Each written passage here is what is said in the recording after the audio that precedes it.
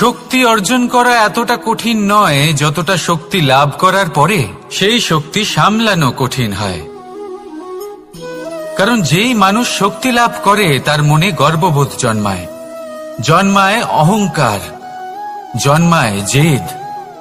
তাই শক্তি প্রাপ্ত করার সাথে বিনম্র থাকাও অত্যন্ত আবশ্যক। আর এটা আমাদের শেখা উচিত বৃক্ষের থেকে। বৃক্ষ যা আমাদের ফল দেয়, বৃক্ষ যা যত ফল দেয় ততটাই ঝুঁকে যায়। আমরা পাথর মারি ওই বৃক্ষের থেকে ফল প্রাপ্ত করার জন্য। সেই পাথরের মার সহ্য করেও বৃক্ষ আমাদের ফল দেয়। কোনো গর্ববোধ নেই, কোনো অহংকার বোধ নেই। আর সেই জন্য এই বৃক্ষের পুজো করা হয়। এটাই হলো মাহাত্ম্য শক্তির সাথে বিনম্রতার। যদি এই শক্তি সৃজন করে থাকে, সাহায্য করে থাকে, সম্বল হয়ে থাকে, তবেই সেই শক্তি উপযুক্ত। আর নয়তো সেই শক্তি একদিন আপনাকে আসক্ত অবশ্যই করবে। তাহলে শক্তি অবশ্যই অর্জন করুন, কিন্তু তার সাথে সেই শক্তি সামলানোর মতো বিবেকও আপনাকে অবশ্যই জাগ্রত করতে হবে। তাহলে আসুন আমার সাথে ভালোবেসে বলুন, রাধা রাধা।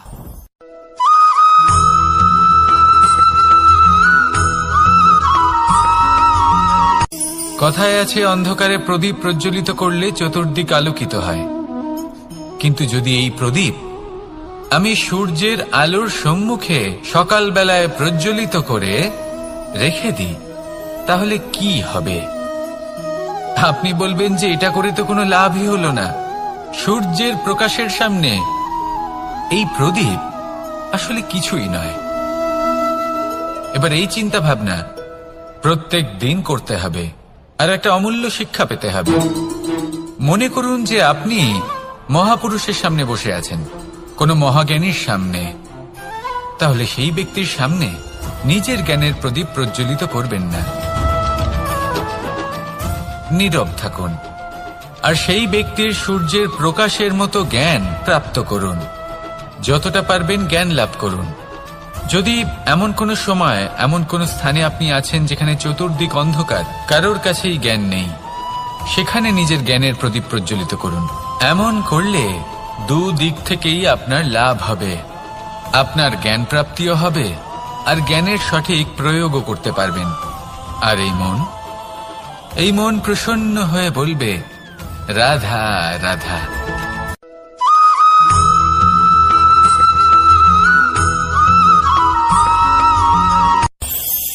এই সংসারে আমরা প্রকাশ কোথা থেকে পাই? এর উত্তর বড়ই সরল। ভোরে যখন সূর্যোদয় হয় তখন প্রকাশের কিরণ আমাদের ঘরে এসে পৌঁছয়। এইভাবেই আমরা প্রকাশ লাভ করি। এবার এই প্রকাশের আলোতেই আমরা সারাদিনের কাজ সম্পন্ন করি। সন্ধে হয়ে যায়, সূর্যাস্তও হয়ে যায়। আর আমাদের ঘর যাতে অন্ধকার না হয় তার জন্য আমরা একটা প্রদীপ প্রজ্বলিত করি। এটাই ঘটে আমাদের জীবনেও। এবার প্রবাহমান আয়ুর সাথে আমরা আমাদের অন্তরে যদি একটা প্রদীপ প্রজ্বলিত করে নিই, তাহলে বিষয়টাই অন্যরকম হবে। এবার আপনি বলবেন, কোন প্রকাশের কথা বলছি যা আমাদের অন্তরে জাগ্রত করা সম্ভব? আমাদের আত্মার মাঝে প্রেমের প্রকাশ জাগ্রত করার কথা বলছি। কারণ আমাদের এই জীবন এও হলো দিনের আলোর মতো। আজ প্রকাশ আছে, কিন্তু কোনোদিন অবশ্যই অস্ত হবে। কিন্তু অস্ত হবার আগে যদি আমরা আমাদের আত্মার মাঝে প্রেমের এই প্রকাশ উজ্জ্বলিত করে নিই, তাহলে আমাদের সন্ধ্যাকালও আমরা আনন্দে এবং প্রেমে যাপন করব। তাহলে আসুন আর আমার সাথে ভালোবেসে বলুন, রাধা রাধা।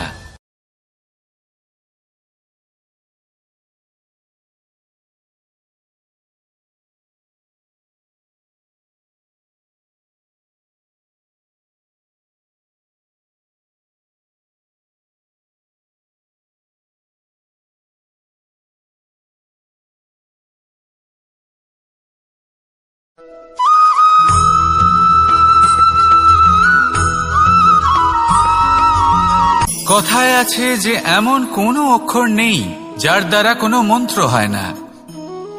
এমন কোনো বনস্পতি নেই যা নিজেই একটা ঔষধি নয়। পৃথিবীর এমন কোনো ব্যক্তি নেই যার মধ্যে কোনো যোগ্যতা থাকে না। শুধু প্রয়োজন হলো যে ব্যক্তিকে আমরা খুঁজে চলেছি তাকে সঠিকভাবে চিনে নেওয়া।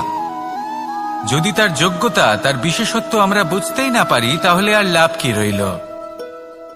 এই সংসারে এমন অনেক ব্যক্তি রয়েছেন যারা ছোট ছোট অসফলতার কারণে আপনাকে এটা বলে দেবে যে আপনি কোনো কাজের নন, আপনি হলেন মূর্খ, আপনি কিছুই করতে পারবেন না।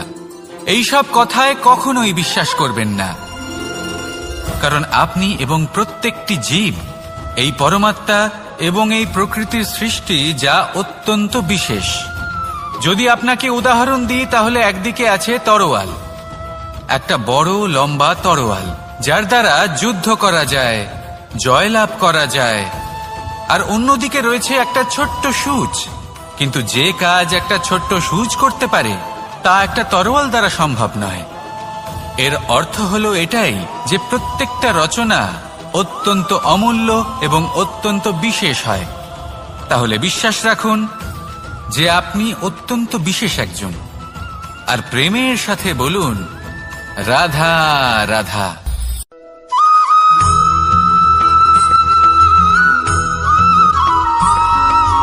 জীবনে যখন কোনো ব্যক্তি নিজের লক্ষ্য প্রাপ্তির জন্য নিরন্তর পরিশ্রম করতে থাকেন, চেষ্টা করতে থাকেন, তখন তিনি কষ্ট অনুভব করেন, কখনো শারীরিক কষ্ট, কখনো মানসিক কষ্ট।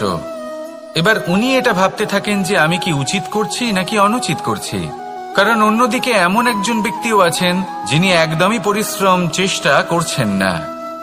তিনি মদিরা পান করেন, বিলাসিতায় জীবন কাটান, অলস প্রকৃতির হয়ে ওঠেন, নিদ্রাতে বিলীন হয়ে থাকেন আর ভাবেন যে তিনি সুখ লাভ করছেন। কিন্তু এরকম কেন হয়?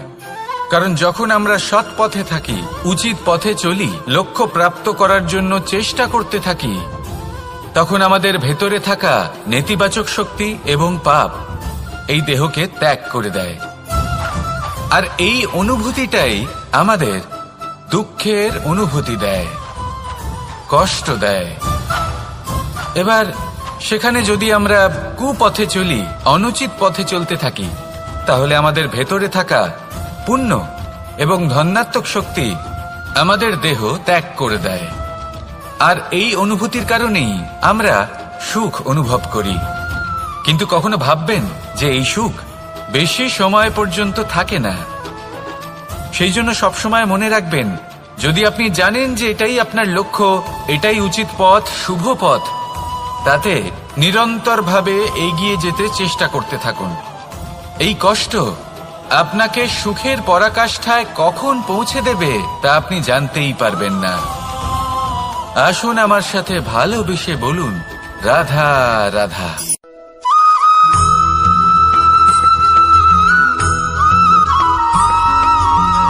এই দড়িটা দেখুন, ছোট ছোট রেশম দ্বারা তৈরি, এটা সরু সুতো দ্বারা তৈরি হয়েছে এটা, আর এ অত্যন্ত কোমলও বটে। আর আপনি চাইলে এটা সোজাও করে দিতে পারেন, আর চাইলে এটা বেঁকিয়েও দিতে পারেন, আর যদি চান তাহলে এটা গোল গোল করে বেঁধে কোথাও রেখেও দিতে পারেন। এবার এই কোমল দড়ি যদি কোনো নিষ্ঠুর কঠিন পাথরে বারংবার জড়িয়ে দেওয়া হয়, তাহলেও তাকেও কাটতে পারে, নিজের ছাপ ছেড়ে যেতে পারে, সেটার আকারও বদলে ফেলতে পারে। এবার এর কারণ কি? এর কারণ হলো অভ্যাস আর নিরন্তর প্রচেষ্টা। যদি আপনিও চেষ্টা করেন আর নিরন্তর কর্ম করে যান, তাহলে আপনার প্রারব্ধ পাথরের মতো কঠিনই হোক না কেন, তাতে ভাঙন ধরিয়েও আপনি নিজের লক্ষ্যে অবশ্যই পৌঁছতে পারবেন। একটা গুরুত্বপূর্ণ কথা মনে রাখবেন, সুকর্মের অভ্যাস আর নিরন্তর প্রয়াস, এই হলো সাফল্যের মন্ত্র। তাহলে জীবনে এই মন্ত্র আনুন আর আমার সাথে ভালোবেসে বলুন রাধা রাধা।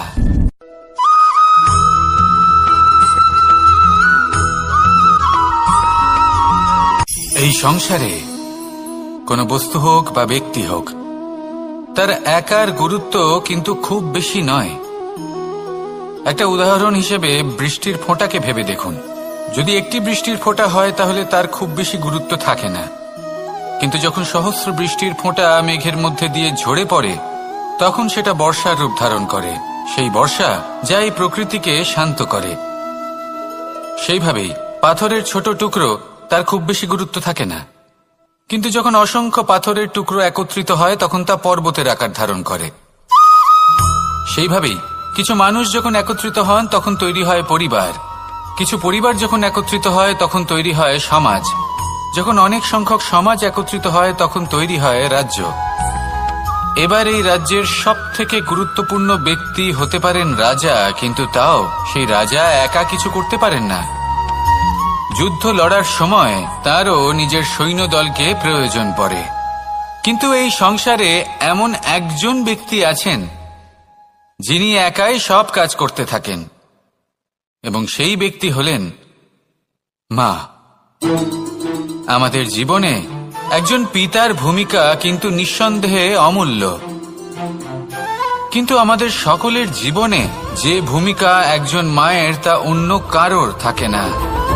একজন মা একাই সন্তানকে বড় করতে পারেন, সংস্কারী করে তুলতে পারেন, তার জন্য পরিশ্রম করেন। আর এত কিছু কাজ করার পরেও তার কাজের জন্য তিনি প্রশংসা অবশ্য পান না। উল্টে যদি সেই সন্তান অনুচিত পথে চালিত হয়, অনুচিত কর্ম করে, তখন সেই মাকেই অপবাদের পাত্র হয়ে উঠতে হয়। আমাদের জীবনে মায়ের যোগদান কতটা সেটা বুঝুন। আপনাকে বড় করে তোলার জন্য উনি কতটা পরিশ্রম করেছেন সেটা বুঝুন। আজ থেকে, এখন থেকে, এই মুহূর্ত থেকে মাকে সম্মান করতে শিখুন। যখন সময় পাবেন, যখন সুযোগ হবে, তখন তার প্রশংসা করুন, ওনারও ভালো লাগবে। আর মায়ের এই মমতার জন্য, তার এই ভূমিকার জন্য আসুন সবাই মিলে আমরা তাকে প্রণাম করি, আর সকলে মিলে ভালোবেসে বলি রাধা রাধা।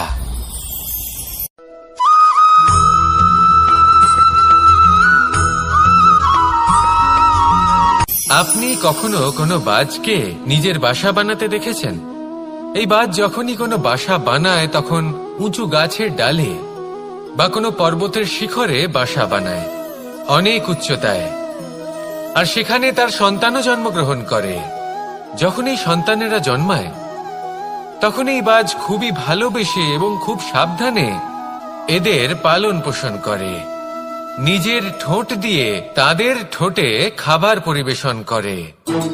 কিন্তু যেই সেই সন্তানেরা হৃষ্টপুষ্ট হয়ে যায় এবং সেই কথা বাজ নিজে বুঝতে পেরে যায়, সেই বাজ নিজেই সেই বাসা ছিন্ন ভিন্ন করে দেয়।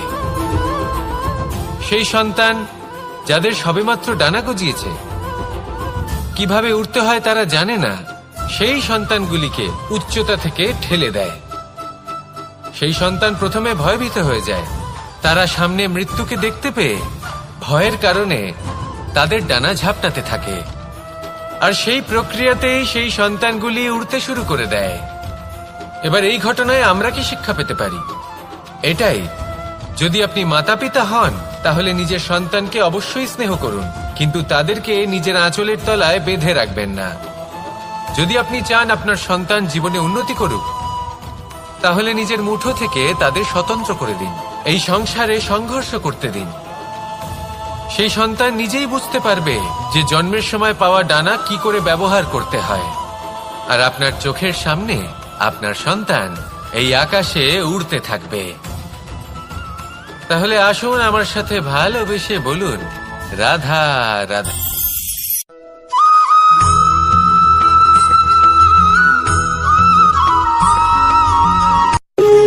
যখন মানুষের মৃত্যু হয় তখন কি হয়? অনেক সংখ্যক মানুষ শোক পালন করতে চলে আসেন। যে ব্যক্তি মৃত্যু লাভ করেছেন তার অনেক বস্তু থাকে যেগুলো তার প্রিয়, যেগুলো তিনি ব্যবহার করেছেন। তার শয্যা, তার বস্ত্র, তার আভূষণ সবকিছু তার থেকে বিচ্ছিন্ন করা হয় এবং খালি হাতে তাকে শ্মশানের উদ্দেশ্যে রওনা করা হয়। আমি আপনাকে এই প্রশ্ন করতে চাই, আপনি এই সংসারে কি অর্জন করেছেন? ধন সম্পত্তি, বস্ত্র, আভূষণ, এই সবকিছু যে আপনি অর্জন করেছেন, আপনার মৃত্যুর পরে তা আপনার থেকে দূর হয়ে যাবে। এর উত্তর হলো একটাই, আপনার কর্ম। শুধু সেটাই আছে যা একান্ত আপনার, আর শুধু সেটাই এই সংসার থেকে চলে যাওয়ার পরেও সংসারেই জীবিত থাকবে। যদি আপনি দুষ্কর্ম করেন, তাহলে এই সংসার আপনাকে একটি অনুচিত উদাহরণ হিসেবে মনে রাখবে যে এই ব্যক্তি খুব পাপী ছিল, অনুচিত কর্ম করতেন। যে পথে তিনি চলেছেন সেই পথে কারোর চলা উচিত নয়। সেখানেই যদি আপনি সৎকর্ম করেন, তাহলে সংসার চিরকাল এটাই বলবে যে খুব ভালো মানুষ ছিলেন, সবাইকে ভালোবাসতেন, সবাইকে সাহায্য করতেন, আমার খুব প্রিয় মানুষ ছিলেন। এটাই হলো শ্রেষ্ঠ কর্ম। সেই জন্য জীবনে শুধুমাত্র ধন সম্পত্তি, আভূষণ, এই সব অর্জন করতে গিয়ে নিজের মনোনিবেশ করবেন না। শ্রেষ্ঠ কর্ম করুন। সংসার থেকে চলে যাওয়ার পরেও এই কর্মই এই সংসারে আপনাকে জীবিত রাখবে। আসুন আমার সাথে ভালোবেসে বলুন, রাধা রাধা।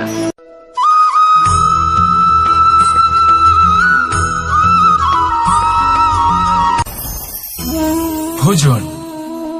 এবার ভোজন সংগ্রহ করার জন্য মানুষ কি না করেন, সব সময় চেষ্টা করতে থাকেন। ফসল উৎপাদনের জন্য অনেক পরিশ্রম করতে থাকেন, কিন্তু অনেক সময় অনেক পরিশ্রম করার পরেও ফসল ভালো উৎপাদন হয় না। এর কারণ কি? কারণ হলো এটাই যে আপনি পরিশ্রম হয়তো অনেক করেছেন, কিন্তু আপনার নজর তো সেই বীজের দিকে ছিলই না যা আপনি রোপণ করেছেন। সেই জন্য সব সময় কোনো বীজ রোপণ করার আগে তাকে পরখ করে দেখুন, তা অত্যন্ত আবশ্যক। আর সেইভাবেই যখনই কোনো কর্মের প্রশ্ন আসে, তাহলে সেখানে শুধুমাত্র পরিশ্রম যথেষ্ট নয়। সেই কাজের প্রতি আপনার কর্তব্য কি, আপনার উদ্দেশ্য কি, সেটা জানা হলো অত্যন্ত গুরুত্বপূর্ণ। তাই কর্ম করুন, কিন্তু সেই কর্মের প্রতি আপনার যা উদ্দেশ্য তার মাহাত্ম্য বুঝতে চেষ্টা করুন। তাহলে আসুন আমার সাথে ভালোবেসে বলুন, রাধা রাধা।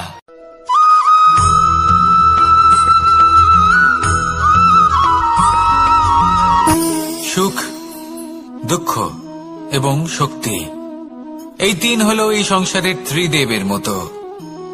আমাদের জীবনে যা কিছু ঘটছে এই তিনটির ভিত্তির উপরেই হচ্ছে। আসলে এই সংসারের একটা নিয়ম আছে, যখনই আপনি কিছু লাভ করেন, এই সংসার আপনার পরীক্ষা নেয়। এটা জানার জন্য আপনার পরীক্ষা নেয় যে আপনি যা কিছুই লাভ করেছেন, আপনি কি আদৌ সেটার যোগ্য কিনা। ঠিক সেইভাবেই এই সুখ, দুঃখ এবং শক্তি আপনার পরীক্ষা নিয়ে থাকে। যখন সুখ আসে তখন সে আপনার পরীক্ষা নেয় যে আপনার মধ্যে অহংবোধ জাগ্রত হয়নি তো। যদি অহংবোধ চলে আসে তাহলে সুখ সেখানেই সঙ্গ ত্যাগ করে। দুঃখ আপনার ধৈর্যের পরীক্ষা নিতে থাকে, আর যদি আপনার মধ্যে ধৈর্য না থাকে তাহলে এটা আপনাকে আরো বেশি দুঃখের গভীর অন্ধকারে ঠেলে দেবে। সেখানে শক্তি পরীক্ষা নেয় আপনার বিনম্রতার। যদি আপনি বিনম্র না হন, তাহলে হয় এই শক্তি আপনার সঙ্গ ত্যাগ করবে, নয় এই শক্তি বিনম্রতার অভাবে আপনার পতনের কারণ হতে পারে। এই সংসারে যে কোনো ব্যক্তি যিনি এই পরীক্ষায় উত্তীর্ণ হয়ে থাকেন, এই জীবনে তিনি সাফল্য লাভ করেন। আসুন আমার সাথে ভালোবেসে বলুন, রাধা রাধা।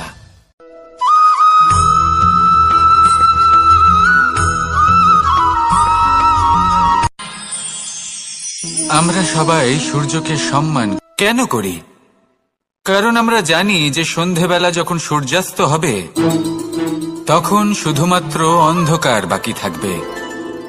ঠিক কিছুটা এরকমই হয় আমাদের মাতা পিতাও, যিনি আমাদের জন্ম দেন, আমাদের ভরণ পোষণ করেন, আমাদের বড় করেন, আমাদের প্রেম প্রদান করেন। কখনো কখনো তাদের মুখ থেকে কটু কথা নিঃসৃত হয়, আমাদের দুঃখ হয়, কিন্তু তখন আমাদের এটা বোঝা উচিত এগুলি নিঃসৃত হচ্ছে আমাদেরই মঙ্গলের জন্য। যেমন সূর্যদেব, উনিও উত্তাপ দিয়ে থাকেন আমাদেরই মঙ্গলের জন্য, যাতে ফসল পাকতে পারে, যাতে জল বাষ্প হয়ে মেঘ হতে পারে, বৃষ্টি হতে পারে, আর এই সংসারে নিরন্তর জলের প্রবাহ থাকে। আমাদের মাতা পিতা, তাদের কঠোর আচরণ, তাদের কঠোর অনুশাসনের পেছনে লুকিয়ে থাকে ওনাদের ভালোবাসা। আমাদের তা বুঝতে হবে, সসম্মানে ওনাদের গ্রহণ করতে হবে। কারণ ঠিক সূর্যাস্তের পরে যেমন চতুর্দিক অন্ধকারচ্ছন্ন হয়ে যায়, তেমনি আমাদের জীবন থেকে যখন আমাদের মাতা পিতা চলে যায়, তখন আমাদের জীবনেও শুধু এবং শুধুমাত্র অন্ধকারই ছেয়ে থাকে। সেই জন্য নিজের মাতা পিতাকে সম্মান করুন, ওনাদের ভালোবাসা প্রদান করুন। এই মন আর এই জীবন প্রসন্ন হয়ে বলবে, রাধা রাধা।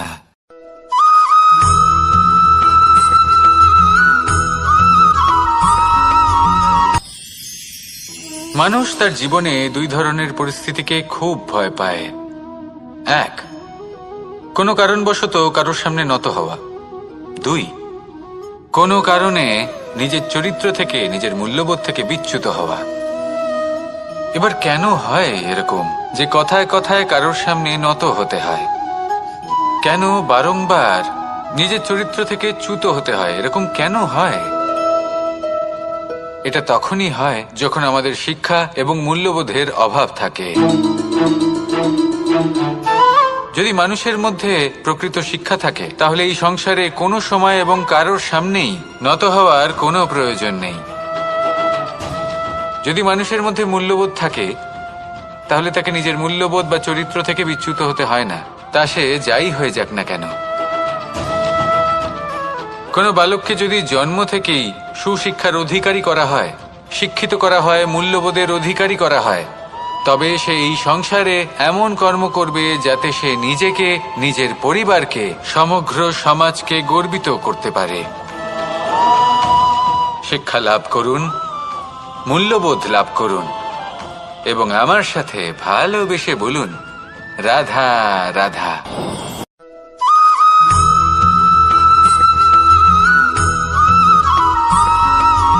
কথায় আছে, প্রত্যেক পুত্র তার পিতার প্রতিচ্ছবি হয়, আর সমস্ত প্রতিচ্ছবি চায় যেন সে তার অস্তিত্ব প্রাপ্ত করতে পারে। পুত্র চায় সে যেন তার পিতার মতো হয়, বা কখনো কখনো তার থেকেও শ্রেষ্ঠ হয়। সেটা কোনো অনুচিত ব্যাপার নয়। অনুচিত তখন হয় যখন পুত্র নিজের পিতার মতো হবার স্বপ্ন পূরণ করতে গিয়ে বা তার থেকেও শ্রেষ্ঠ হওয়ার স্বপ্ন পূরণে অনুচিত পথের আশ্রয় নেয়। কারণ তারপরে সে তার পিতার গুণগুলি আত্মসাৎ করতে চায় না।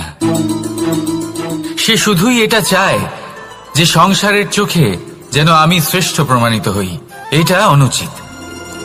সংসারে এমন অনেক মানুষ আছেন যারা এই কারণে শ্রেষ্ঠ হবার চেষ্টা করেন যাতে তার পরিবারের, তার পিতার সম্মান বৃদ্ধি পায়। এমনও মানুষ থাকেন, আর এটাই হলো পার্থক্য উদ্দেশ্যের। মনে রাখবেন, যদি আপনার উদ্দেশ্য শুভ হয় তাহলে পথও শুভ হবে, যদি আপনার উদ্দেশ্য অশুভ হয় তাহলে পথও অশুভ হবে। তাহলে নিজের পিতার মতো হবার চেষ্টা অবশ্যই করুন, তার থেকেও শ্রেষ্ঠ হওয়ার চেষ্টা অবশ্যই করুন, কিন্তু মনে রাখবেন আপনার সংকল্প আর আপনার উদ্দেশ্য এই দুই শুভ হওয়া উচিত। তাহলে আসুন আর আমার সাথে ভালোবেসে বলুন, রাধা রাধা।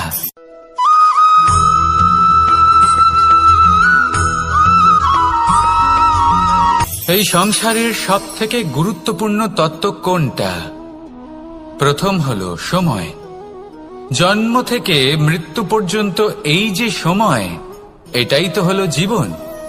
দ্বিতীয় হলো জীবন, যাতে আমরা সময়ের সদ্ব্যবহার করি, শ্রেষ্ঠ থেকে শ্রেষ্ঠতর কাজ করার চেষ্টা করি। বহু বছরের এই পরম্পরা, এই সংস্কৃতিকে এগিয়ে নিয়ে যাওয়ার চেষ্টা করি। এই সংসারে আমরা অংশগ্রহণ করতে চেষ্টা করি। তৃতীয় হলো ধন, সেই ধন যা প্রত্যেক ব্যক্তি অর্জন করতে চেষ্টা করেন। এবার এই তিনটি তত্ত্বের মধ্যে একটা সামঞ্জস্য আছে, সমান ব্যাপার আছে। সে ধনই হোক বা সময় হোক বা হোক জীবন।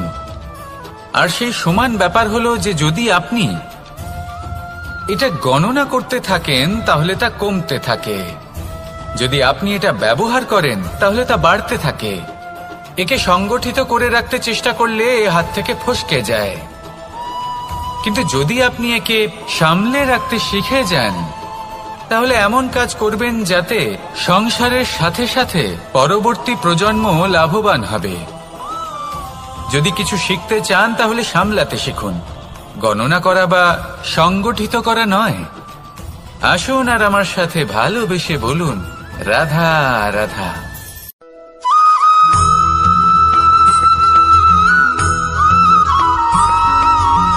পঞ্চতত্ত্বের মধ্যে দ্বিতীয় তত্ত্ব হল ধরণী, ভূমি, যাকে আমরা ধরণী মাতা বলি। এই ধরণী ধৈর্য ধারণ করে, আর এর ওপরেই আমাদের সমগ্র সংসার নির্ভরশীল। কারণ এই ভূমি সহ্য ক্ষমতা রাখে, এর সহ্য ক্ষমতা হল অপরিসীম।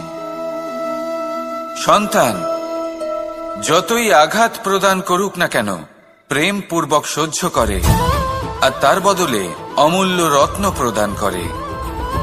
সন্তান যদি হাল চালায় তাহলে তার বদলে তাকে অন্ন প্রদান করে। এটাই হলো ধরণী। এবার এর থেকে আমরা কি শিক্ষা পেতে পারি? এটাই যে কারোর জন্য কিছু করা বা কাউকে কিছু দেওয়া মনে কোনো কামনা ছাড়াই। আর এই কথাটা বুঝে যান, যদি কারোর জন্য কামনা না রেখে বা কোনো পাওয়ার আশা না রেখে কারোর জন্য কিছু করেন বা কারোকে কিছু দেন, যদি এটা আপনি শিখতে পারেন তবে আপনি ভালোবাসতে শিখে গেছেন। আর সেই জন্যই এই ধরিত্রীকে মাতা বলা হয়। কারণ মাতা শুধু উনি নন যিনি গর্ভে সন্তানকে ধারণ করেন, মাতা তো উনিও যিনি জীবন বাঁচতে শেখান, যিনি জীবন বাঁচার উদাহরণ প্রদান করেন। তাহলে ধরণীর থেকে এই নিঃস্বার্থ ভাব শিখুন, নিঃস্বার্থ ভালোবাসা শিখুন, আর এই ভালোবাসার সাথেই বলুন, রাধা রাধা।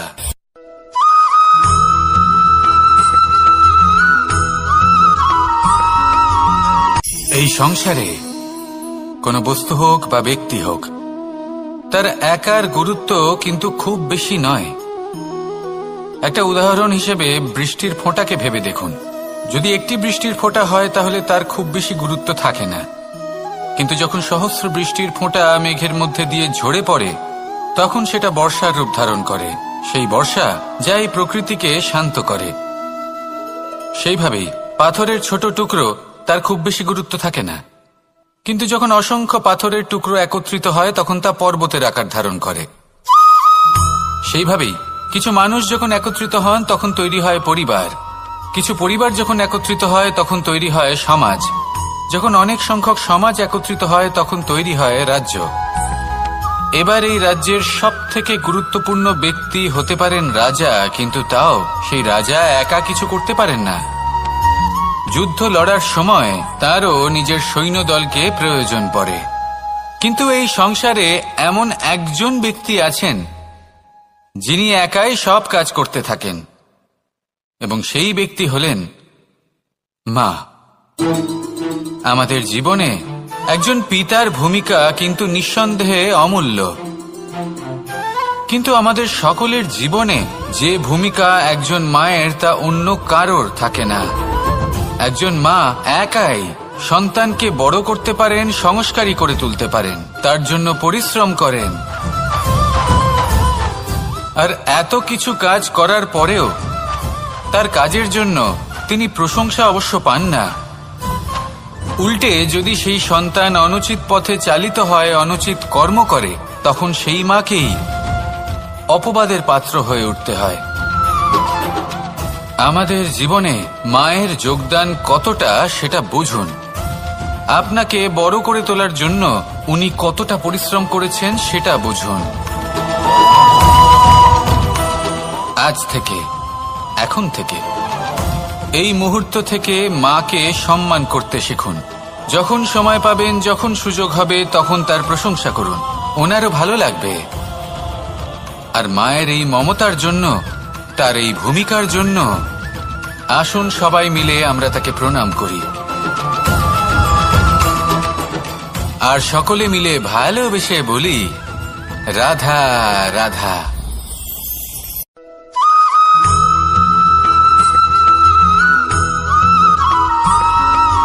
মানুষের একটি সমস্যা আছে যে মানুষ সাফল্যকে মাপতে থাকেন, লক্ষ্যপ্রাপ্তিকে মাপতে থাকেন এবং তার তুলনা করতে থাকেন যে ও এত কিছু পেল আর আমি পেলাম না, ওর কাছে এত কিছু আছে কিন্তু আমার কাছে নেই। এই তুলনা করার জন্য ওনারা দুঃখী হয়ে পড়েন, নিরাশ হয়ে পড়েন। তাই আমি একটা প্রশ্ন করছি যে এটা কি উচিত? এই সংসারে আপনি কি নিয়ে তুলনা করবেন, যেখানে সূর্যদেব চন্দ্রমা দুজনেই আছেন, দুজনেই হলেন বিশেষ, দুজনেই নিজ নিজ সময়ে উদিত হন। এদের মধ্যে একজন না থাকলে তাহলে আমাদের জীবন কঠিন হয়ে পড়বে। ঠিক সেইভাবেই আপনি যদি একটা বড় রেখা অঙ্কন করেন তাহলে অন্য রেখাটি ছোট হয়ে পড়ে না, সে তেমনই থাকে যেমনটা সে ছিল। আপনার অস্তিত্ব কখনো ছোট বা বড় হতে পারে না। শুধু তুলনা করার জন্য আপনার এটা মনে হতে পারে। যদি আপনি যুদ্ধ করতে চান আপনার তলোয়ারের প্রয়োজন পড়বে। যদি বস্ত্র তৈরি করতে চান এত বড় তলোয়ার দিয়ে কিছুই হবে না, তখন প্রয়োজন পড়বে একটা ছোট্ট সূচের। তাই তুলনা করবেন না, না নিজেকে ছোট মনে করবেন না অন্য কাউকে।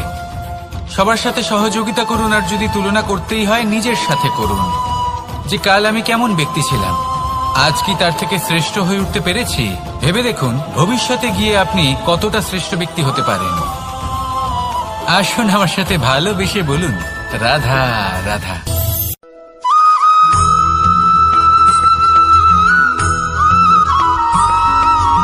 জীবনে অগ্রসর হওয়ার জন্য আমাদের কাকে প্রয়োজন হয়?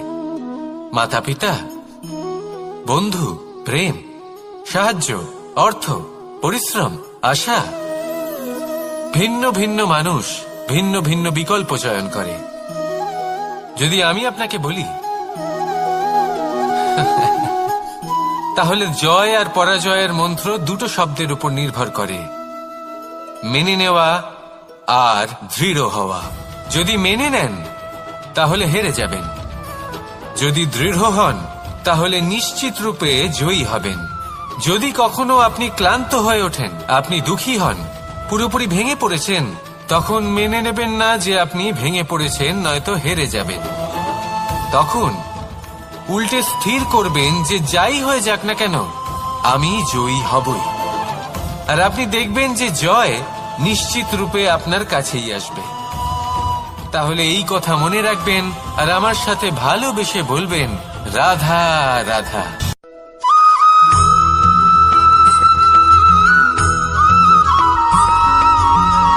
মানুষ ভাবেন যে ধন অর্জন করা হলো অত্যন্ত গুরুত্বপূর্ণ। তিনি আজীবন ধন অর্জন করতে থাকেন, ধন অর্জন করার চেষ্টা করতে থাকেন। সে যাই হয়ে যাক না কেন পরিশ্রম করতে থাকেন। স্বাস্থ্যের দিকে নজর দেন না, না উচিত সময় খাবার খান, না উচিত সময় ঘুমোতে যান, না পর্যাপ্ত সময় পর্যন্ত ঘুমন, কিছুই না। ধন অর্জন করতেই থাকেন, করতেই থাকেন। আর কিছু সময় পরে যখন তিনি অসংখ্য ধন লাভ করে ফেলেন, তখন তার সাথে ওনার শরীরে অনেক রোগ বাসা বাঁধে। এইসব রোগের উপচার করতে করতে সেই সমস্ত ধন যা উনি অর্জন করেছেন তা তিনি ব্যয় করে ফেলেন। শেষ পর্যন্ত কি হয়? আমরা যেভাবে এসেছি ঠিক সেইভাবেই ফিরে যাই, ধন এখানেই থেকে যায়। দেখুন, একটা অত্যন্ত গুরুত্বপূর্ণ কথা রয়েছে যে আপনার বোঝা উচিত। এই যে ধন, তার ব্যবহার করুন জীবনকে আরো ভালো করে তোলার জন্য। ধনের সদ্ব্যবহার করা উচিত, এমন যেন না হয় এই ধন আপনাকে ভোগ করে ফেলে। এই জীবনকে নিশ্চিত রূপে আরো শ্রেষ্ঠ করে তুলুন। কিন্তু এই ধন অর্জন করার এই প্রক্রিয়াতে নিজের সারা জীবনকে নষ্ট করে ফেলবেন না। এই জীবন উপভোগ করতে শিখুন আর আমার সাথে ভালোবেসে বলুন, রাধা রাধা।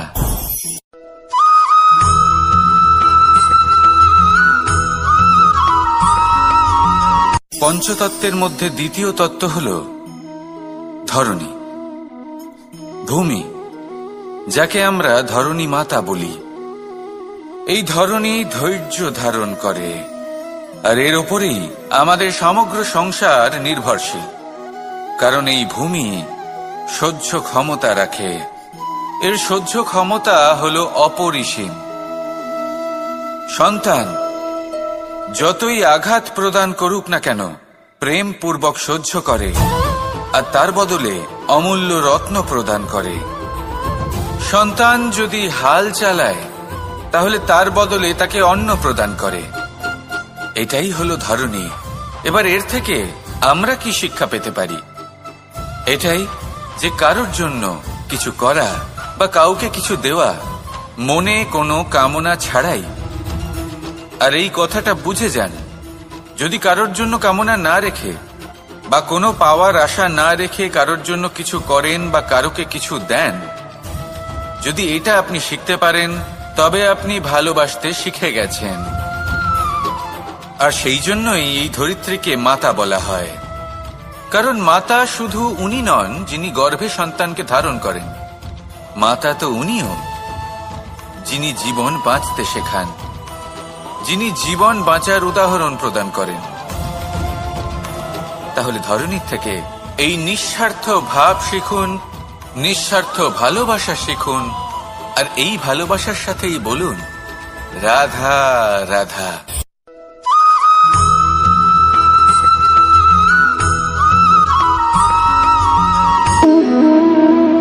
সম্পর্ক হলো আমাদের জীবনের একটি আধার। কিছু সম্পর্ক এমন যা আমরা জন্মসূত্রে লাভ করি, যেমন পরিবার, মা, বাবা। কিছু সম্পর্ক আছে যা আমরা জীবনে অর্জন করে থাকি, তা সে প্রেমের হোক, স্নেহের হোক বা বন্ধুত্বের। এই সকল সম্পর্ক লাভ করার বা গড়ে তোলার 5টি ধাপ রয়েছে। প্রথম ধাপ, কোনো ব্যক্তির সাথে আলাপ হওয়া, তার সাথে কথা বলা বা তাকে দেখা। দ্বিতীয় ধাপ, সে ব্যক্তিকে আমাদের ভালো লাগা। তৃতীয় ধাপ, আমাদের এটা চাইতে শুরু করা যে জীবনে এই ব্যক্তি যেন আমাদের বন্ধু হন, আমাদের জীবনে থাকেন, বা আমাদের কাউকে ভালোবেসে ফেলা। আর এটা আমাদের ভাবা বা চাওয়া যে সেই ব্যক্তি যেন আজীবন আমার সাথে থাকেন, আমার জীবনে আমার সাথী হয়ে। চতুর্থ ধাপ, লাভ করা। এবার এই ধাপটি অনেক মানুষের পক্ষেই খুবই সরল হয়, বড়ই সরল ভাবে নিজেদের সঙ্গীকে লাভ করে থাকেন। কিছু মানুষের জন্য এই ধাপ অত্যন্ত কঠিন হয়ে থাকে। অনেক প্রতিকূল পরিস্থিতির উপর জয়লাভ করে তারা সঙ্গীকে লাভ করেন, কিন্তু লাভ অবশ্যই করেন। এরপরে আসে পঞ্চম, অন্তিম এবং সব থেকে গুরুত্বপূর্ণ ধাপ। সেটা হলো সেই সম্পর্ক পালন করা। এটা হলো এমন এক বিষয় যা প্রত্যেক মানুষের শেখা উচিত। যদি ব্যক্তি নিজের জীবনে সম্পর্ক রক্ষা করতে শিখে যান, তবে প্রত্যেক সম্পর্ক তার জীবনকে স্বর্গ করে তুলবে। আসুন আর আমার সাথে ভালোবেসে বলুন রাধা রাধা।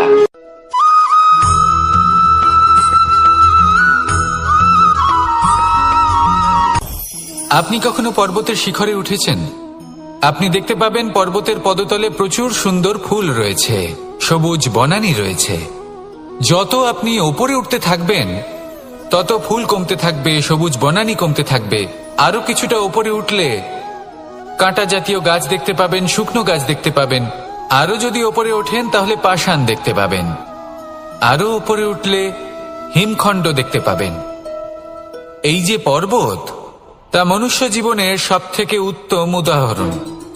মানুষ যখন সাফল্যের শিখরে পৌঁছতে চান, মহানুভবতার শিখরে পৌঁছতে চান, পথে যত আস্তে আস্তে উপরে উঠতে থাকেন, ততই ভৌতিক বস্তু তার থেকে বিচ্ছিন্ন হতে থাকে। যদি তিনি সেই ভৌতিক বস্তুগুলি ত্যাগ না করতে পারেন, তাহলে কখনোই সেই স্থানে পৌঁছতে পারবেন না। আর মানুষ যদি উচিত ত্যাগ করতে পারেন, পথে অগ্রসর হতে থাকেন, এগোতে থাকেন, তাহলে একদিন না একদিন তিনি মহানুভবতার, জ্ঞানের, সাফল্যের হিমের স্বাদ অবশ্যই লাভ করবেন। মনে রাখবেন, মানব জীবনে ত্যাগ হলো অত্যন্ত গুরুত্বপূর্ণ অংশ। আসুন আমার সাথে ভালোবেসে বলুন, রাধা রাধা।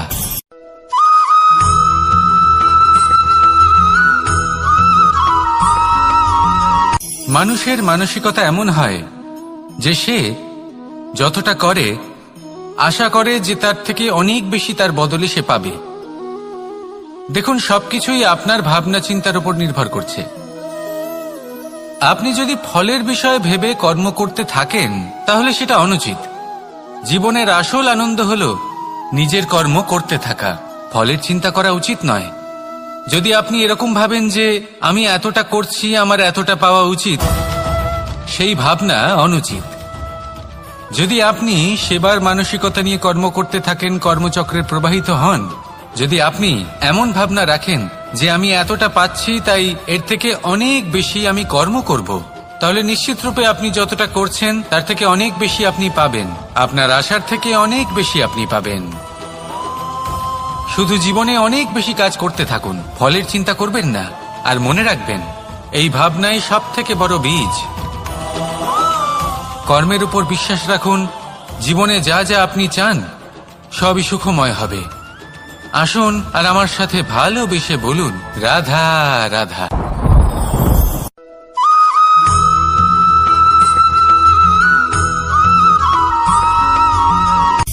সূচের শেষে একটি ছিদ্র থাকে যার দ্বারা আমরা এই সুতো পরাতে পারি, আর তারপর সূচের সাহায্যে এই সুতো দিয়ে বস্ত্র সেলাই করা যায়। কিন্তু যদি সুতোটা সোজা করে ধরা না হয় তাহলে সূচে কখনো এই সুতো পরানোই সম্ভব নয়।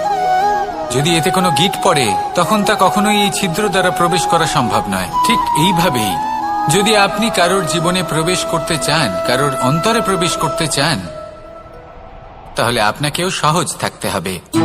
এতে কোনো গিঁট থাকলে চলবে না, অর্থাৎ মনে যাতে কোনো মালিন্য না থাকে, যেন কোনো কুচিন্তা না থাকে। যদি এসব থাকে তাহলে আপনি কখনো কারোর জীবনে প্রবেশ করতে পারবেন না। আর যদি কোনোভাবে আপনি প্রবেশ করেও যান তাহলে তার মনে ঘর করতে পারবেন না। নিজেকে এই সুতোর মতন করে তুলুন, সহজ। মনে যেন কোনো কুচিন্তা না থাকে, সবার প্রতি যেন সদ্ভাবনা থাকে, শুভ চিন্তা থাকে। এমনটা করতে থাকুন। এমন একটা দিন আসবে যেদিন এই সমস্ত সংসারের ব্যক্তির মনে আপনি বাস করবেন, আর তখন এই মন প্রসন্ন হয়ে বলবে, রাধা রাধা।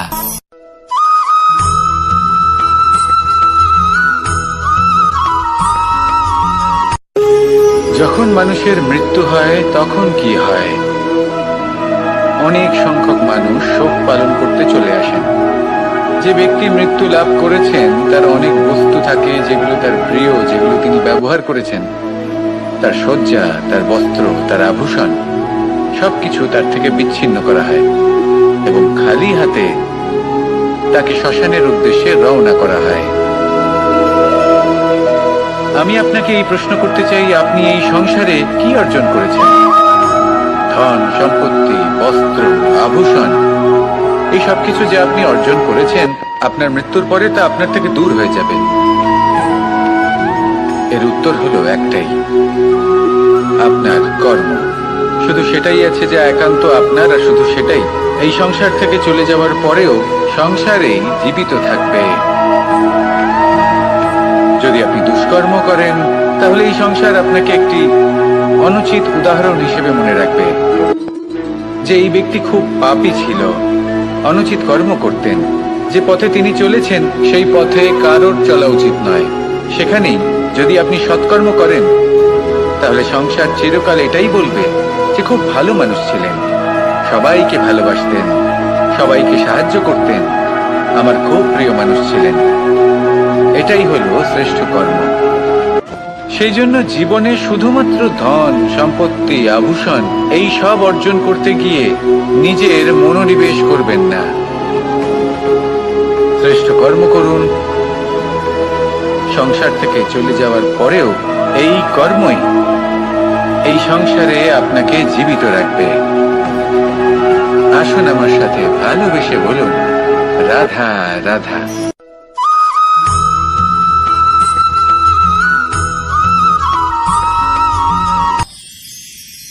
মানুষ তার জীবনে দুই ধরনের পরিস্থিতিকে খুব ভয় পায়। এক, কোনো কারণবশত কারোর সামনে নত হওয়া। 2, কোনো কারণে নিজের চরিত্র থেকে, নিজের মূল্যবোধ থেকে বিচ্যুত হওয়া। এবার কেন হয় এরকম যে কথায় কথায় কারোর সামনে নত হতে হয়? কেন বারংবার নিজের চরিত্র থেকে চ্যুত হতে হয়? এরকম কেন হয়? এটা তখনই হয় যখন আমাদের শিক্ষা এবং মূল্যবোধের অভাব থাকে।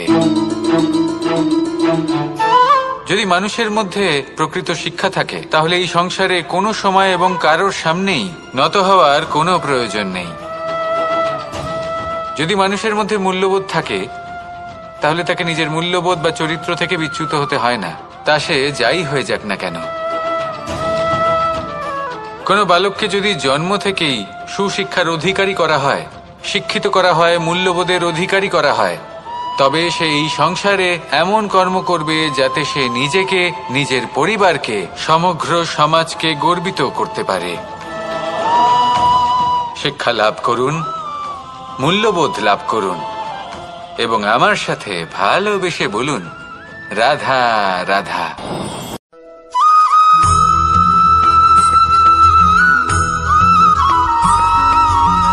কথায় আছে যে এমন কোনো অক্ষর নেই যার দ্বারা কোনো মন্ত্র হয় না, এমন কোনো বনস্পতি নেই যা নিজেই একটা ঔষধি নয়, পৃথিবীর এমন কোনো ব্যক্তি নেই যার মধ্যে কোনো যোগ্যতা থাকে না। শুধু প্রয়োজন হলো যে ব্যক্তিকে আমরা খুঁজে চলেছি তাকে সঠিকভাবে চিনে নেওয়া। যদি তার যোগ্যতা, তার বিশেষত্ব আমরা বুঝতেই না পারি তাহলে আর লাভ কি রইল? এই সংসারে এমন অনেক ব্যক্তি রয়েছেন যারা ছোট ছোট অসফলতার কারণে আপনাকে এটা বলে দেবে যে আপনি কোনো কাজের নন, আপনি হলেন মূর্খ, আপনি কিছুই করতে পারবেন না। এইসব কথায় কখনোই বিশ্বাস করবেন না, কারণ আপনি এবং প্রত্যেকটি জীব এই পরমাত্মা এবং এই প্রকৃতির সৃষ্টি, যা অত্যন্ত বিশেষ। যদি আপনাকে উদাহরণ দিই তাহলে একদিকে আছে তরোয়াল, একটা বড় লম্বা তরোয়াল যার দ্বারা যুদ্ধ করা যায়, জয়লাভ করা যায়। আর অন্যদিকে রয়েছে একটা ছোট্ট সূচ, কিন্তু যে কাজ একটা ছোট্ট সূচ করতে পারে তা একটা তরোয়াল দ্বারা সম্ভব নয়। এর অর্থ হলো এটাই যে প্রত্যেকটা রচনা অত্যন্ত অমূল্য এবং অত্যন্ত বিশেষ হয়। তাহলে বিশ্বাস রাখুন যে আপনি অত্যন্ত বিশেষ একজন, আর প্রেমের সাথে বলুন, রাধা রাধা।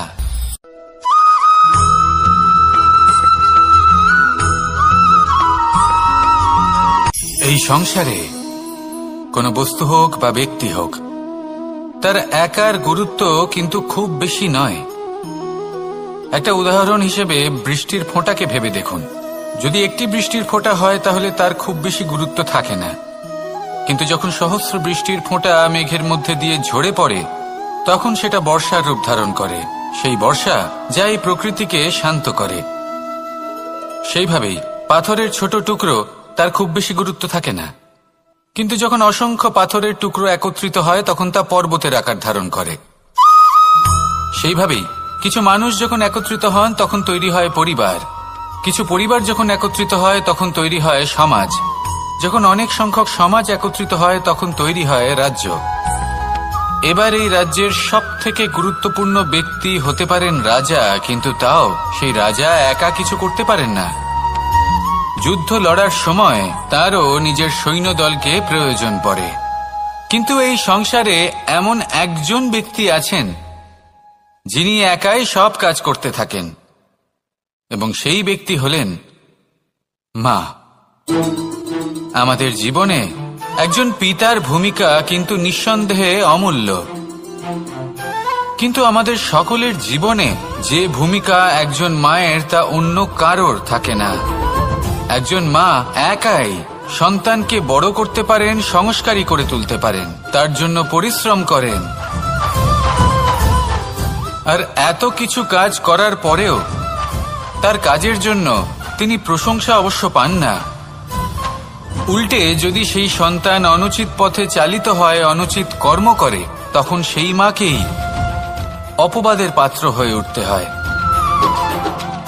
আমাদের জীবনে মায়ের যোগদান কতটা সেটা বুঝুন। আপনাকে বড় করে তোলার জন্য উনি কতটা পরিশ্রম করেছেন সেটা বুঝুন।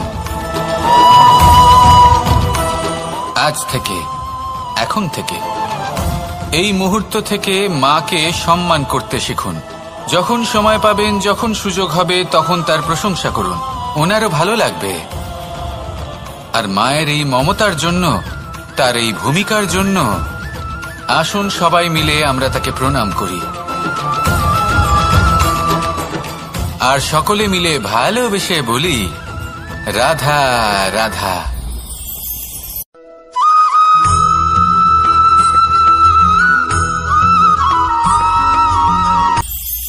এটা হলো ধান গাছ। এর থেকে যে চাল উৎপন্ন হয় তা মানুষ গ্রহণ করেন। আর এটা কি? এ হলো জংলি ঘাস।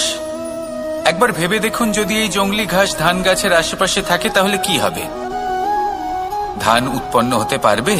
তা উৎকৃষ্ট হতে পারবে? আমরা কি তা গ্রহণ করতে পারবো? কখনোই নয়। এই জংলি ঘাস ধানকে নষ্ট করে দেবে, কিন্তু নিজে জীবিত থাকবে। এটাই হলো আজকের শিক্ষা। এই সংসারে যদি আপনি নীতির পথে চলতে চান, উচিত কর্ম করতে চান, সংসারকে সেবা করতে চান, তাহলে জংলি ঘাসের মতো ব্যক্তিদের থেকে সবসময় দূরে থাকতে হবে। সেই ব্যক্তি যারা দুর্নীতি এবং মিথ্যা দ্বারা পরিপূর্ণ, যাদের ব্যবহার অশুভ, যাদের অনেক অশুভ গুণ রয়েছে, তারা সঠিক নয়। সেই সকল ব্যক্তি যাদের চরিত্র অত্যন্ত দুষ্ট হয়, তারা হয় শুভ চরিত্রের ব্যক্তিকে একদম নষ্ট করে দেয়, নয় নিজের মতো বানিয়ে তোলে। তাই যদি আপনি নীতির পথে চলতে চান, এই সংসারের জন্য শুভ কর্ম করতে চান, তাহলে সেই সঙ্গ লাভ করুন যে সঙ্গ জ্ঞানে পরিপূর্ণ, যাদের মধ্যে অনেক গুণ আছে, যাদের থেকে প্রতিদিন কিছু শিখতে পারবেন। এমন ব্যক্তির সাথে জীবন অতিবাহিত করুন। দুরাচারীদের থেকে দূরে থাকুন। তবেই এই মন প্রসন্ন হয়ে বলবে, রাধা রাধা।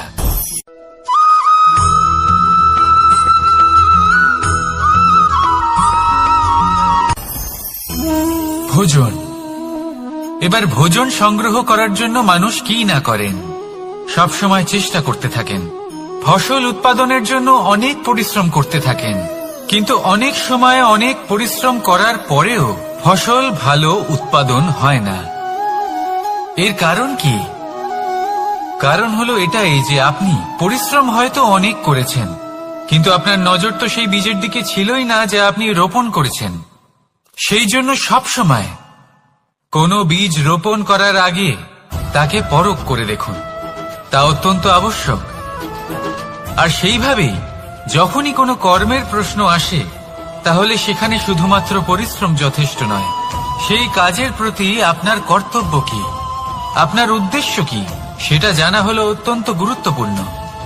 তাই কর্ম করুন, কিন্তু সেই কর্মের প্রতি আপনার যা উদ্দেশ্য তার মাহাত্ম্য বুঝতে চেষ্টা করুন। তাহলে আসুন আমার সাথে ভালোবেসে বলুন, রাধা রাধা।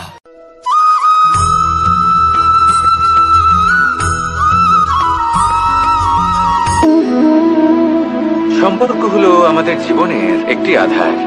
কিছু সম্পর্ক এমন যা আমরা জন্মসূত্রে লাভ করি, যেমন পরিবার, মা, বাবা। কিছু সম্পর্ক আছে যা আমরা জীবনে অর্জন করে থাকি, তা সে প্রেমের হোক, স্নেহের হোক বা বন্ধুত্বের।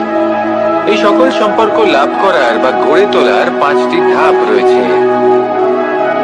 প্রথম ধাপ, কোনো ব্যক্তির সাথে আলাপ হওয়া, তার সাথে কথা বলা বা তাকে দেখা। দ্বিতীয় ধাপ, সে ব্যক্তিকে আমাদের ভালো লাগা।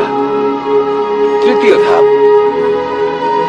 আমাদের এটা চাইতে শুরু করা যে জীবনে এই ব্যক্তি যেন আমাদের বন্ধু হন, আমাদের জীবনে থাকেন, বা আমাদের কাউকে ভালোবেসে ফেলা। আর এটা আমাদের ভাবা বা চাওয়া যে সেই ব্যক্তি যেন আজীবন আমার সাথে থাকেন, আমার জীবনে আমার সাথী হয়ে। চতুর্থ ধাপ, লাভ করা। এবার এই ধাপটি অনেক মানুষের পক্ষেই খুবই সরল হয়, বড়ই সরলভাবে নিজেদের সঙ্গীকে লাভ করে থাকেন। কিছু মানুষের জন্য এই ধাপ অত্যন্ত কঠিন হয়ে থাকে। অনেক প্রতিকূল পরিস্থিতির উপর জয়লাভ করে তারা সঙ্গীকে লাভ করেন, কিন্তু লাভ অবশ্যই করেন। এরপরে আসে পঞ্চম, অন্তিম এবং সব থেকে গুরুত্বপূর্ণ ধাপ। সেটা হলো সেই সম্পর্ক পালন করা। এটা হলো এমন এক বিষয় যা প্রত্যেক মানুষের শেখা উচিত। যদি ব্যক্তি নিজের জীবনে সম্পর্ক রক্ষা করতে শিখে যান, তবে প্রত্যেক সম্পর্ক তার জীবনকে স্বর্গ করে তুলবে। আসুন আর আমার সাথে ভালোবেসে বলুন, রাধা রাধা।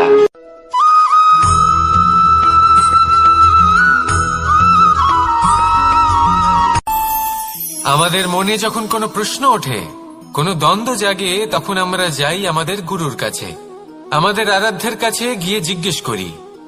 এইভাবেই একদিন আমি পৌঁছলাম আমার আরাধ্যের কাছে, আমার মহাদেবের কাছে, আর ওনাকে প্রশ্ন করলাম যে মহাদেব, জীবনে আনন্দ পাওয়ার, উৎসব পালনের, প্রেম ভাগ করে নেবার, জীবনকে উপভোগ করে নেওয়ার সর্বশ্রেষ্ঠ সময় কোনটা? মহাদেব হাসলেন আর উনি বললেন, জীবনে উৎসব পালনের সব থেকে শ্রেষ্ঠ দিন হল মৃত্যুর ঠিক আগের দিনটা। প্রেম ভাগ করে নেওয়ার সব থেকে শ্রেষ্ঠ মুহূর্ত হল মৃত্যুর ঠিক আগের মুহূর্ত। জীবনকে উপভোগ করে নেওয়ার সর্বশ্রেষ্ঠ প্রহর হল মৃত্যুর এক প্রহর পূর্বে। তখন আমি চমকে গেলাম। আমি বললাম, কিন্তু মহাদেব, মৃত্যু তো অনিশ্চিত, আমরা জানিও না কবে আমাদের মৃত্যু হবে। মহাদেব আবার হাসলেন।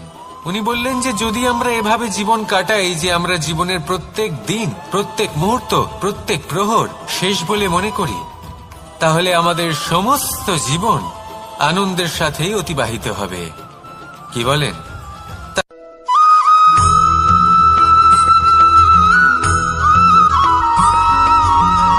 এই সংসারে কোনো বস্তু হোক বা ব্যক্তি হোক, তার একার গুরুত্ব কিন্তু খুব বেশি নয়। একটা উদাহরণ হিসেবে বৃষ্টির ফোঁটাকে ভেবে দেখুন। যদি একটি বৃষ্টির ফোঁটা হয় তাহলে তার খুব বেশি গুরুত্ব থাকে না, কিন্তু যখন সহস্র বৃষ্টির ফোঁটা মেঘের মধ্যে দিয়ে ঝরে পড়ে, তখন সেটা বর্ষার রূপ ধারণ করে। সেই বর্ষা যা এই প্রকৃতিকে শান্ত করে। সেইভাবেই পাথরের ছোট টুকরো, তার খুব বেশি গুরুত্ব থাকে না, কিন্তু যখন অসংখ্য পাথরের টুকরো একত্রিত হয় তখন তা পর্বতের আকার ধারণ করে। সেইভাবেই কিছু মানুষ যখন একত্রিত হন তখন তৈরি হয় পরিবার, কিছু পরিবার যখন একত্রিত হয় তখন তৈরি হয় সমাজ, যখন অনেক সংখ্যক সমাজ একত্রিত হয় তখন তৈরি হয় রাজ্য। এবার এই রাজ্যের সব থেকে গুরুত্বপূর্ণ ব্যক্তি হতে পারেন রাজা, কিন্তু তাও সেই রাজা একা কিছু করতে পারেন না। যুদ্ধ লড়ার সময় তারও নিজের সৈন্যদলকে প্রয়োজন পড়ে। কিন্তু এই সংসারে এমন একজন ব্যক্তি আছেন যিনি একাই সব কাজ করতে থাকেন, এবং সেই ব্যক্তি হলেন মা। আমাদের জীবনে একজন পিতার ভূমিকা কিন্তু নিঃসন্দেহে অমূল্য, কিন্তু আমাদের সকলের জীবনে যে ভূমিকা একজন মায়ের তা অন্য কারোর থাকে না।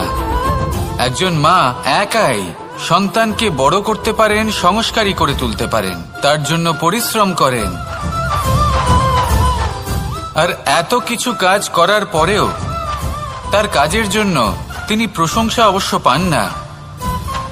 উল্টে যদি সেই সন্তান অনুচিত পথে চালিত হয়, অনুচিত কর্ম করে, তখন সেই মাকেই অপবাদের পাত্র হয়ে উঠতে হয়। আমাদের জীবনে মায়ের যোগদান কতটা সেটা বুঝুন। আপনাকে বড় করে তোলার জন্য উনি কতটা পরিশ্রম করেছেন সেটা বুঝুন। আজ থেকে, এখন থেকে, এই মুহূর্ত থেকে মাকে সম্মান করতে শিখুন। যখন সময় পাবেন, যখন সুযোগ হবে, তখন তার প্রশংসা করুন, ওনারও ভালো লাগবে। আর মায়ের এই মমতার জন্য, তার এই ভূমিকার জন্য আসুন সবাই মিলে আমরা তাকে প্রণাম করি, আর সকলে মিলে ভালোবেসে বলি, রাধা রাধা।